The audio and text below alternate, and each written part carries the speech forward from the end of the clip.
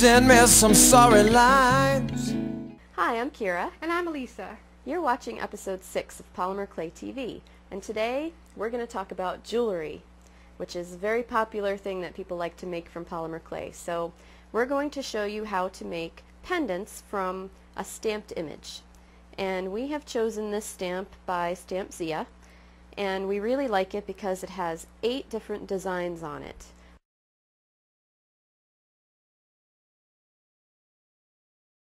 And each one, there's a peacock feather, a dragonfly, not sure what that is, it's like an abstract design, a ginkgo leaf, a feather, this looks like maybe a lotus, Yes, I think another abstract kind of a moth looking design, and this a bird.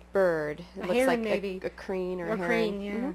So it's 8 different designs from one stamp. And another thing that you want to look for when you're creating jewelry is the right size. These are sized appropriately for something that you would want to wear on your neck. So we can, here's one made with this dragonfly. They translate really nicely into pendants. So this necklace here was made with a couple of stringing holes put into the side, like on this one, and it's embellished with some canes.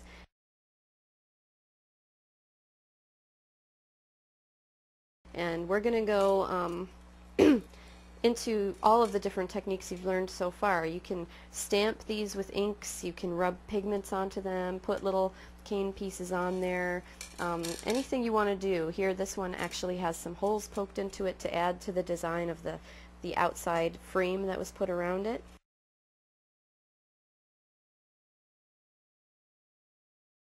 You can go wild with jewelry and just do anything you'd like. So Ilysa has some others out in front of her, and then we're going to show you make a couple of them. Right. This one here, I've added some Swarovski crystals onto it. I stamped the pendant, added a little extra dimension, a little swirl on the side, and I had a really nice pendant there.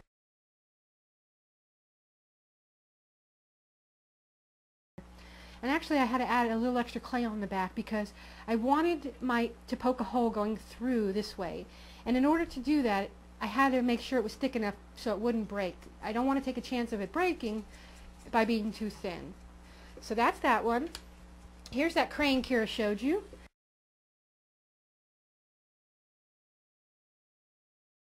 And there's holes on both sides, and that's so you can string it up. And I've added a hole, on this one I didn't, but you can add a hole down at the bottom and you can dangle things as well. So that's another option. Here's another one where I've added some ink, a little powdered pigments, and added a little bit. I've just used my bamboo skewer and gone right around making holes.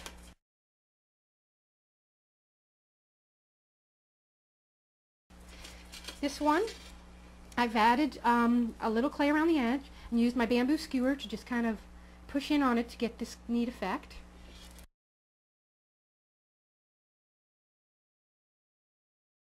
And then this one, I've added ink to it. So I've stamped and then I've actually gone back with my bamboo skewer.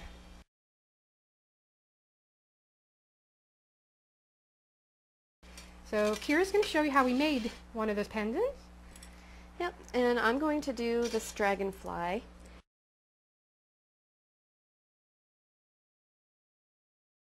And put some holes in it for stringing it from the sides and dangling a bead off the bottom.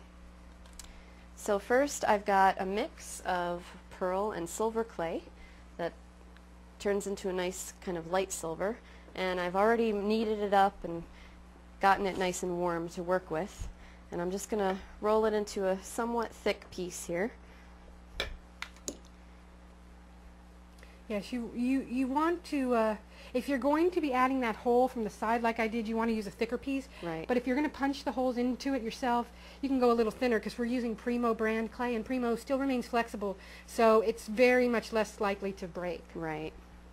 And also, when you're making your jewelry, you have to think about, these, I'm going to be putting either string or a jump ring on here, and a jump ring on the bottom to hold whatever is going to dangle off. So it's got to be thin enough that you can wire it up or put a ring on it, but also thick enough that it's not going to break. So you have to sort of eyeball that. And this I'm just gonna put on here. The way I like to do it is to actually press it in with my fingers. And this stamp is pretty deeply impressed, so I'm not too worried about the impression that I get. I think I'm going to get a good impression if I put some medium pressure on here. And this green rubber is pretty good. It releases the clay pretty easily. So I'm just going to lift it up, and I've got a pretty good impression right there. Yeah, and that was without any kind of releasing Right, agent. I didn't need to put anything on there. And that's a different consistency, that rubber, isn't it? Yeah, it's interesting. That's It's good fancy, because yeah. it sometimes it's frustrating to work with because it doesn't hold on to the clay as tightly as some other pink rubbers do, but I find it nice because I don't have to put a release on it, and then if I'm just careful and I make sure not to move it around on the rubber too much, then it just pops right off. Right, it's probably more effective to do your way with this Yeah. stamp, because I like to roll my rod over it, and it could move that way. Right. So it's probably better to just use your fingers to press it in. Yeah. And So now I'm just gonna poke some holes so that after I poke my holes, I'm gonna ink it up, and I don't want to have to touch it too much after I do that. So I'm just gonna make a small hole by twisting, and I feel it on my finger, so once I feel it poke through, I turn it over and poke the hole back through from the other side. And I'm just going to do that on all the corners of this one. And when you're making your hole, make sure to twist your bamboo skewer as you go, so you get a nice clean hole. Yep. It's important, especially when you have a design that you've just carefully stamped, not to mess with the clay too much and pull on it, because you want the design to stay. So here I'm going to use some Sukaneko Rocket Red Gold Brilliance Dewdrop ink, and I'm going to use the pad and just stamp it onto the raised areas of that design. The red rocket's a really cool color. It's a pretty color. Yeah. It's a neat mix of colors. Yeah. So now I can imagine this pendant going with maybe some carnelian beads or some red glass, and it would look really nice. So I don't want to touch it too much. Just lift it up like that so you can see it. And you can just fire it like that. Just bake it on your cookie sheet or whatever you use in your oven, and it's done. There's 8 different ones, and I promise you, you won't get bored. Yeah. Just have fun with it. We did. So we will be showing which one, Ilysa, the blue one? Yes, we're going to be showing this blue one on our download.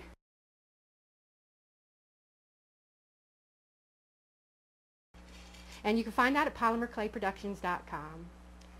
Thanks for joining us. We really hope you enjoyed it. We did.